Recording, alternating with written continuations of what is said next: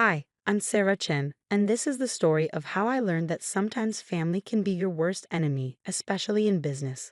For 10 years, I poured my heart and soul into our family's small tech company, transforming it from a struggling startup into a $50 million enterprise. But sometimes success breeds jealousy even among those who should be celebrating your achievements. I still remember the day everything started, when our family business was nothing more than a small computer repair shop in a strip mall. Dad had started it 20 years ago, and it was his pride and joy, even though it barely made enough to support our family. My sister, Emma, was always his favorite, the one who got straight A's and went to an elite business school. I was the quiet one, the one who stayed behind to help Dad while pursuing my computer science degree at a local college. Sarah, you're wasting your potential here, Emma would say during her visits home from college. You should aim higher. But I saw something in our little shop that others didn't: potential. While Emma was studying theoretical business models, I was learning real world programming and spotting gaps in the market. During my final year of college, I developed our first proprietary software, a simple but effective tool for small businesses to manage their inventory. It wasn't revolutionary, but it was user friendly and affordable. Dad was skeptical at first, but when local businesses started buying licenses, his attitude changed. Maybe you're onto something here, kiddo, he said, finally showing a glimmer of pride in my work. Those words meant everything to me then. If only I had known they were as temporary as morning dew. The business grew steadily under my guidance. I worked 14-hour days, 7 days a week. While Emma was climbing the corporate ladder at a prestigious consulting firm in New York, I was building something real. Our little repair shop transformed into a software development company, and our client base expanded from local businesses to national corporations. Mom watched it all with quiet concern. "Don't work too hard, Sarah," she'd say, bringing me dinner at the office. "You need a life outside of work, too." But I was driven by a vision, and maybe, deep down, by a desire to prove myself to my family. 5 years into our transformation, we hit our first million in annual revenue. That's when Emma suddenly became interested in the family business again. She quit her job in New York and moved back home. "I think it's time I took my rightful place in the company," she announced at a family dinner. "With my business expertise, we could really take things to the next level." Dad beamed at her words. "That's wonderful, Princess. We could use your professional touch around here." I sat there, fork suspended midair, trying to process what was happening. The company I had built from nearly nothing was being handed to my sister on a silver platter. But I swallowed my objections and tried to be a team player. Emma was appointed as co-CEO alongside me, despite having no experience in our industry. Dad said it would be good for the company image to have someone with her credentials at the helm. I focused on product development and operations while she handled marketing and investor relations. The next 5 years were a study in contrast. While I continued developing new software solutions and maintaining client relationships, Emma focused on creating a glamorous image for herself as the face of the company. She gave interviews about being a woman in tech and accepted awards for entrepreneurship, all of taking credit for innovations my team and I had created. Our revenue continued to grow, reaching $50 million annually, but so did the tension between us. Emma began excluding me from key meetings, making decisions without consulting me, and slowly pushing me to the sidelines of my own creation. Then came Dad's 60th birthday party, the day everything changed. The party was Emma's idea, of course. She rented out the grand ballroom of the city's most expensive hotel and invited all our business associates. It was more of a networking event than a birthday celebration, but that was Emma's style. Everything had to serve a purpose. I arrived early to help with the preparations, wearing a simple black dress that Emma immediately criticized. "Couldn't you have made more of an effort?" she hissed. "These are important people coming tonight." I ignored her comment and focused on greeting guests as they arrived. The room filled quickly with business associates, clients, and family friends. Emma worked the room like a politician, while I stayed in the background, making sure everything ran smoothly. During dinner, Emma clanked her glass and stood up for a speech. I expected the usual, a touching tribute to Dad, maybe some memories from our childhood. Instead, she dropped a bomb that would shatter our family forever. "As we celebrate Dad's 60th birthday," she began, her voice carrying across the silent room, "I think it's time to announce some changes at Chen Technologies. The board has agreed that the company needs unified leadership to move forward. My heart stopped. Board meetings? What board meetings? For too long, we've been held back by outdated thinking and resistance to change. Emma continued, her eyes fixing on me. That's why, effective immediately, I will be taking over as sole CEO. It's time for certain elements that are no longer serving our growth to step aside. The room erupted in murmurs. I sat there, frozen, as Emma continued her character assassination, disguised as a corporate announcement. Some people, she said, her voice dripping with false sympathy, are better suited to technical roles rather than leadership. My sister Sarah has been adequate in maintaining our legacy systems, but to compete in today's market, we need vision. We need excellence. And frankly, Sarah, you're just not cut out for this level of business. I looked at Dad, expecting, hoping, he would stand up for me. Instead, he was nodding along with Emma's words, a proud smile on his face. Mom stared at her plate, her hands trembling slightly. The truth is, Emma continued, her voice rising, you're worthless in today's business world, Sarah.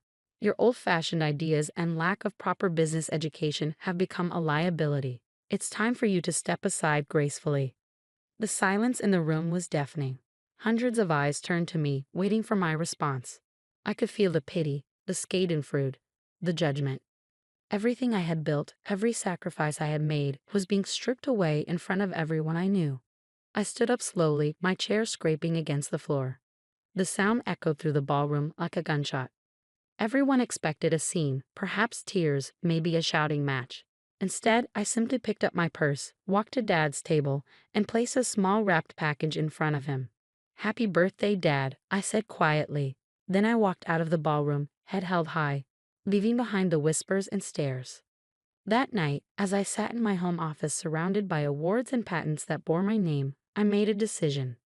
Emma thought she had won, but she had forgotten one crucial detail, something that would turn her moment of triumph into the biggest mistake of her life. As I powered up my laptop and began typing, a small smile played on my lips. Tomorrow would be interesting indeed. After all, there's more than one way to run a successful business, and I had learned more in 10 years than Emma had learned in all her fancy business classes. The next morning would bring changes that none of them saw coming, changes that would make them realize exactly how worthless I really was. The next morning dawned bright and clear. I arrived at the office early before anyone else and waited. At precisely 9 a.m., Emma strutted through the front doors with Dad beside her, both wearing triumphant smiles that were about to be wiped from their faces. Sarah? Emma's voice held a mix of surprise and annoyance. What are you doing here? I thought after last night, you'd have the dignity to stay home. I smiled, remembering the email I had sent at 3 a.m. to every major client, partner, and employee of Chen Technologies. Just wrapping up some loose ends, sister dear. But since you're here, we should probably talk about the company's future. There's nothing to discuss, Dad interjected, his voice firm. Emma's in charge now. The board has already approved it. Ah yes, the board, I said, pulling out my tablet. Let's talk about that. You see, while Emma was busy planning parties and giving interviews, I was actually building this company. And there are a few things you both seem to have forgotten. I pulled up a document on the conference room's main screen. First, let me remind you that I own 51% of Chen Technologies shares. When we incorporated 10 years ago, Dad gave Emma and me equal shares of 25% each, keeping 50% for himself. But 3 years ago, when we needed capital for expansion, Dad sold me 26% of the shares. Remember that day, Dad? You were too busy attending Emma's award ceremony to handle the negotiations yourself, so you signed the papers without reading them carefully. The color drained from both their faces.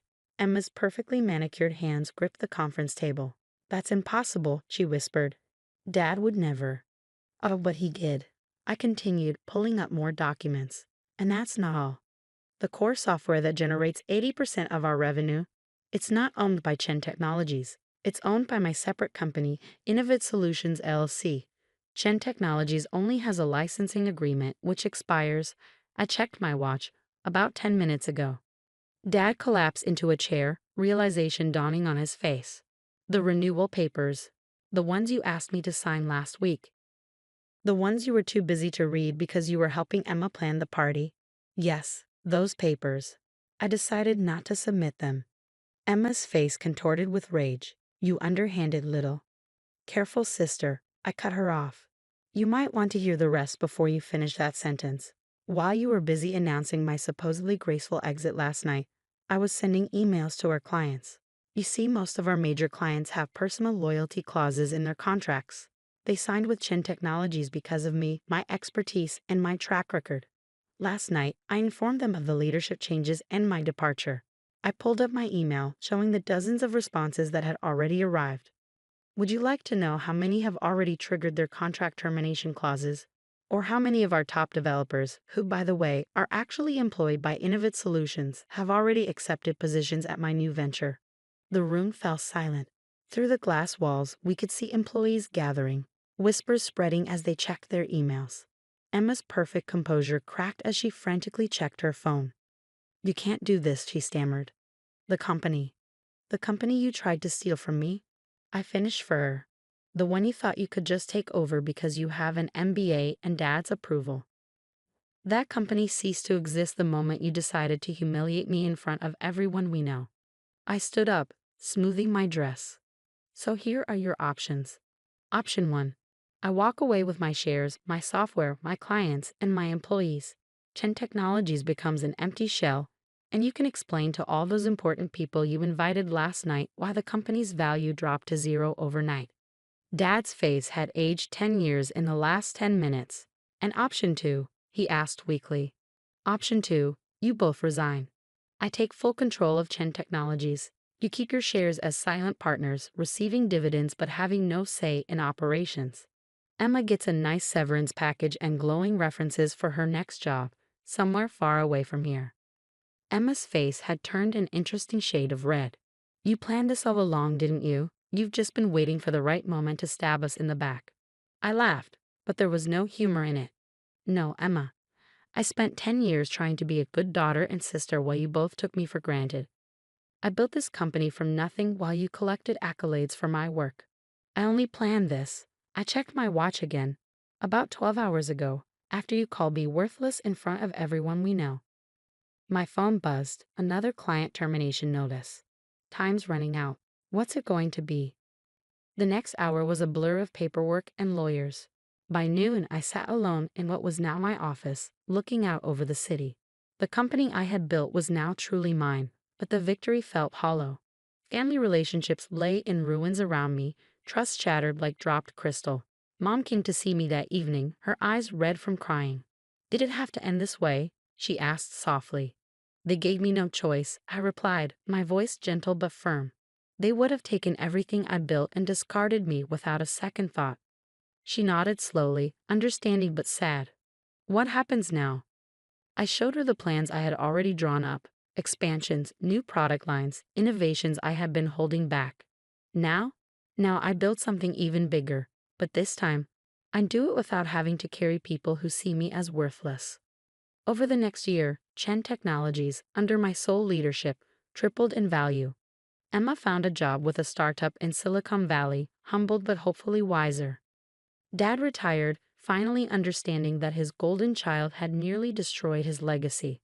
We see each other at holidays, maintaining a polite distance that masks the wounds that may never fully heal. Sometimes late at night, I look at old family photos and feel a twinge of sadness for what we lost. But then I remember that night at the birthday party, the look of disdain on Emma's face, the way Dad nodded along with her cruel words. In business and in family, respect is earned, not given. They learned that lesson too late. As for me, I learned that sometimes the quiet ones, the ones dismissed as worthless, are the ones you should watch out for, because we're the ones who know how to build something from nothing and how to take it all back when others try to steal it. My story spread through business circles, a cautionary tale about underestimating the wrong person. These days, when I attend industry events, I often catch whispers. That's Sarah Chen, the one who. They never finish the sentence, but they don't have to. My success speaks for itself. Last week, I received an invitation to speak at Emma's Business School's graduation ceremony. The topic? Hidden Strengths, the Power of Underestimated Leaders. I accepted the invitation with a small smile, already planning my speech. After all, I have quite a story to tell. The company continues to thrive under my leadership, but more importantly, I found peace with my decisions. Sometimes the strongest message you can send is simply proving people wrong. And sometimes the best revenge isn't about destroying others. It's about rising so high that they can't help but see their own mistakes. As I write this from my office overlooking the city, I'm reminded of something my mother once told me. Success is the best revenge, but wisdom is knowing when to stop seeking revenge and start seeking growth. She was right. I've moved past the need for revenge now. These days, I focus on building something meaningful, something that will outlast all the petty jealousies and family dramas. I still keep that wrapped birthday present I never gave Dad. A photo album of the company's journey from that tiny repair shop to what it is today. Maybe someday, when the wounds have healed enough, I'll finally give it to him. Until then, it serves as a reminder that our greatest strengths often come from the very things others underestimate about us.